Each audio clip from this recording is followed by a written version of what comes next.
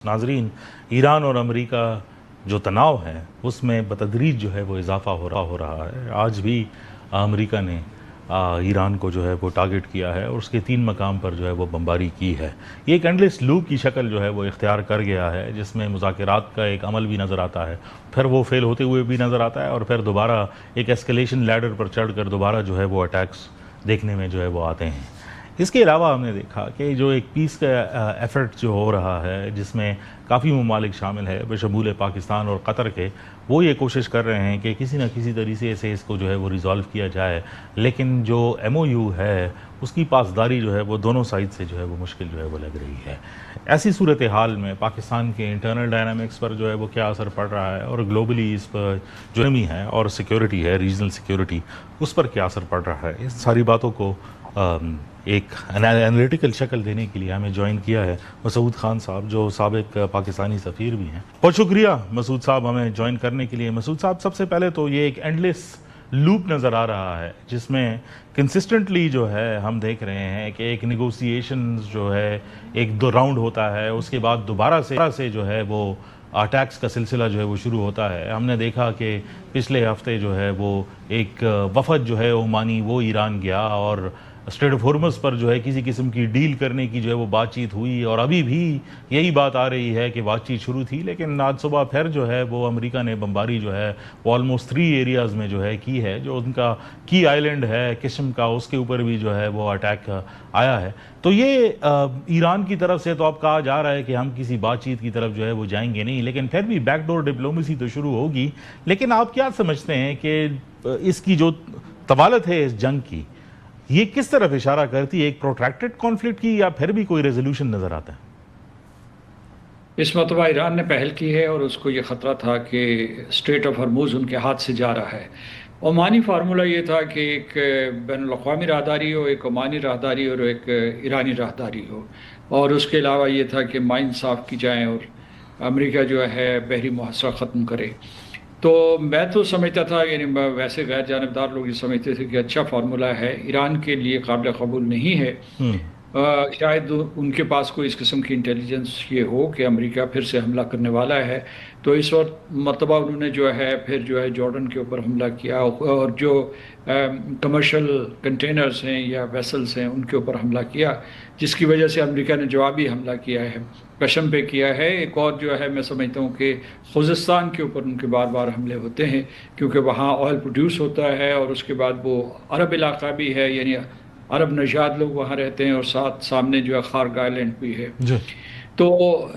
اس مرتبہ جو چیز ہوئی ہے وہ ایک قسم کی غیر معمولی ہے۔ اس مرتبہ جو حملے ہوئے ہیں اس سے جنگ کا دائرہ وسیع تر ہو گیا ہے، یعنی جو ہے ڈیمیٹا جو بحیرہ روم میں ایک مصر کی بندرگاہ ہے، اس کے اوپر حملہ ہوا ہے۔ پھر جو ایک سعودی اور امریکن آپریشن ہوا ہے عراق کے اندر، جو اس کے حلیف ہیں ایران کی، جو ایک قسم کی مزاحمتی جماعت ہے وہاں، تو اس وجہ سے جو کیونکہ انہوں نے جو ہے ادھر آرامکو کے اوپر حملے کیے تھے ڈرونز کے ذریعے، تو اور جنگ کا دائرہ جیسا کہ میں نے کہا تھا کہ بہت وسیع ہو گیا ہے۔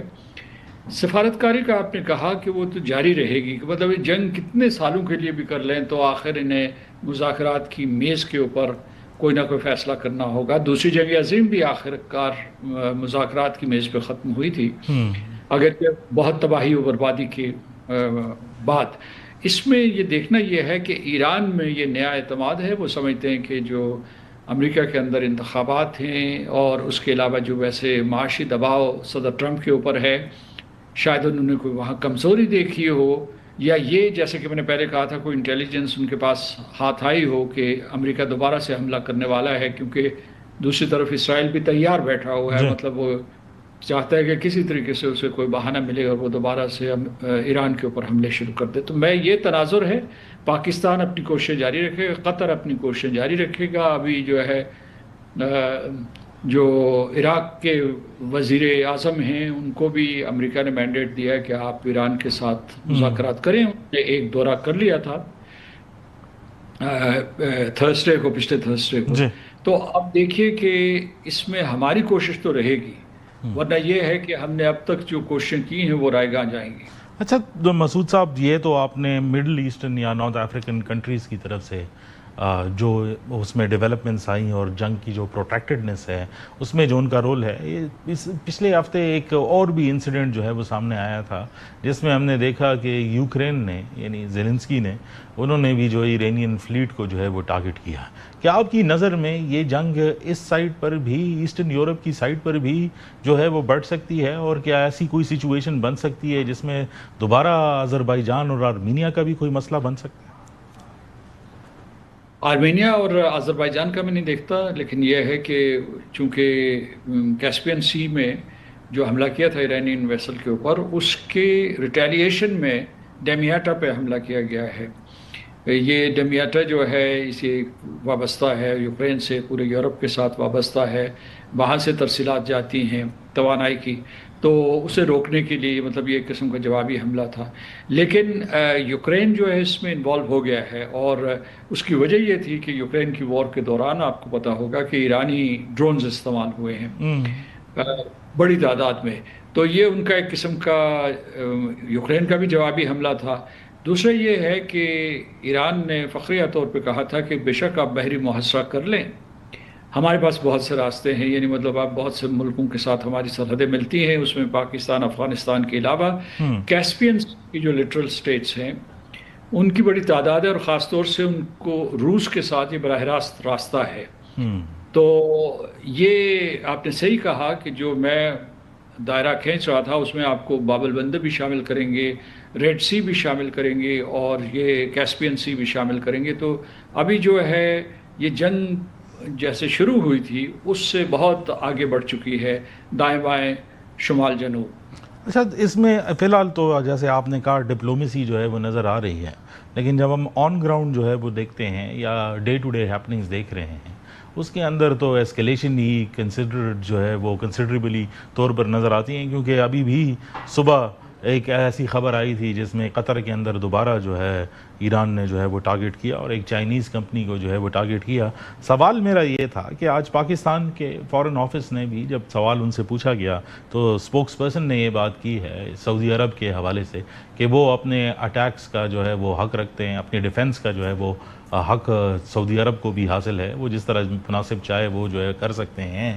میں یہ سوال میرا بیسیکلی اسے ریلیٹڈ تھا کہ جو پاکستان کا ایک ثالثی کا رول ہے اس کے لیے کتنا جو ہے سخت ہوتا جا رہا ہے یہ میڈییشن والا جو منصب ہے اس پر قائم رہنا.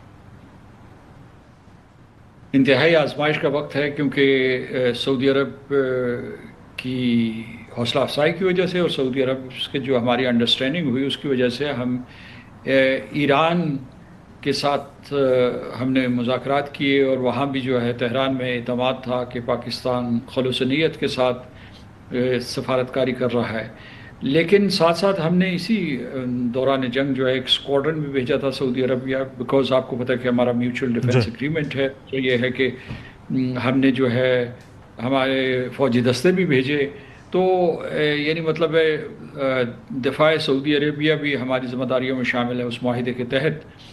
تو اس لیے یہ ہے کہ ایک مرتبہ پھر وہ جو مخمصہ تھا وہ ابھر کے آیا ہے کہ کس طریقے سے ہم ان دو ممالک میں توازن برقرار رکھیں گے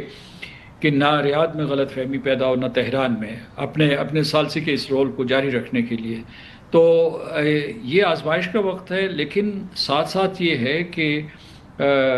میرا خیال ہے یعنی مطلب کہ سعودی عرب ہو گیا، خلیجی ریاستیں ہوں گی، وہ نہیں چاہتے کہ یہ جنگ طوالت اختیار کرے، کیونکہ ایک تو یہاں ایک قسم کی موروثی حکومتیں ہیں، موروثی بادشاہتیں ہیں، اور پھر جو ہے یہ جنگ جو ہے اس کے نتائج بہت غیر یقینی ہوتے ہیں. دوسرا یہ ہے کہ معیشتیں تباہ ہو گئی ہیں. آپ کو پتہ ہے کہ سعودی عرب جو ہے ایک بہت بڑا معاشی انقلاب لا رہا ہے، معاشی اور ٹیکنالوجی کا انقلاب لا رہا ہے. تو وہ برے طریقے سے اس کی رفتار متاثر ہوئی ہے، اور نقصانات الگ. پھر یہ ہے کہ سب لوگوں کو ایک دفعہ یہ پتہ چلا دوبارہ سے کہ امریکہ کا جو چھاتا تھا ان کے سروں کے اوپر سلامتی کے لیے وہ اتنا محفوظ نہیں ہے، اور انہوں نے دائیں بائیں دیکھنا شروع کر دیا ہے، چین کی طرف، روس کی طرف دیکھنا شروع کر دیا. تو اس پورے تناظر میں پاکستان کے لیے بھی آزمائش بڑھ گئی ہے.